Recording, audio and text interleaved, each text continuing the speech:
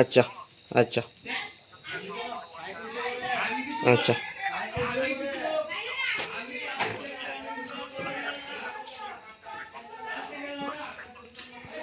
আচ্ছা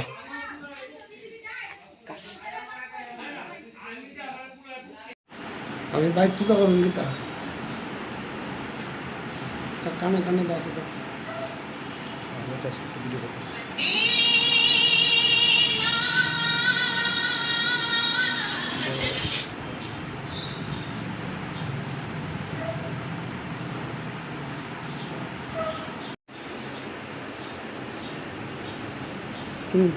একটু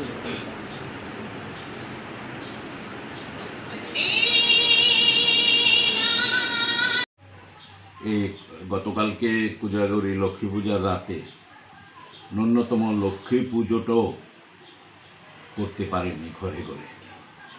এখানে জনবিচ্ছিন্ন হয়ে পড়েছে বিজেপি।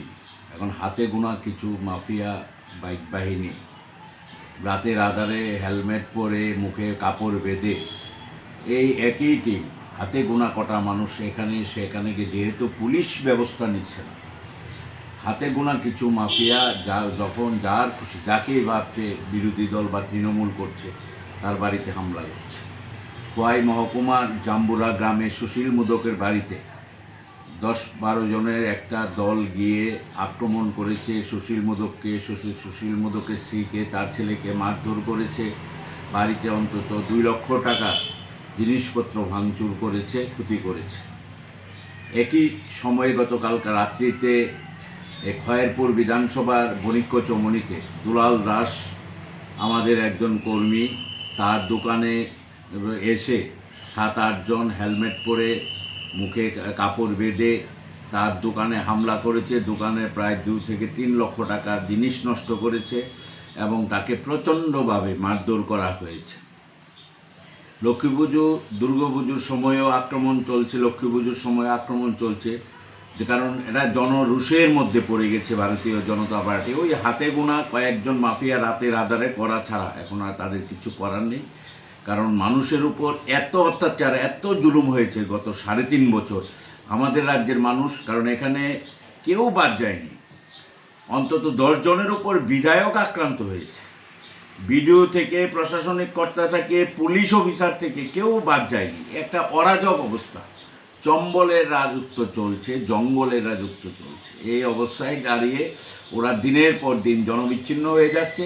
আর একটা অবুঝ শিশুদের মতো কিছু বখাটে ছেলেপেলেদের উপর এই সরকারটা ছেড়ে দিয়েছে। বখাটে দুষ্কৃতিকারী তারা রাতের আধারে যাকে তাকে আক্রমণ করছে, মারধর করছে। আমরা এর তীব্র ধিক্কার এবং নিন্দা জানাচ্ছি।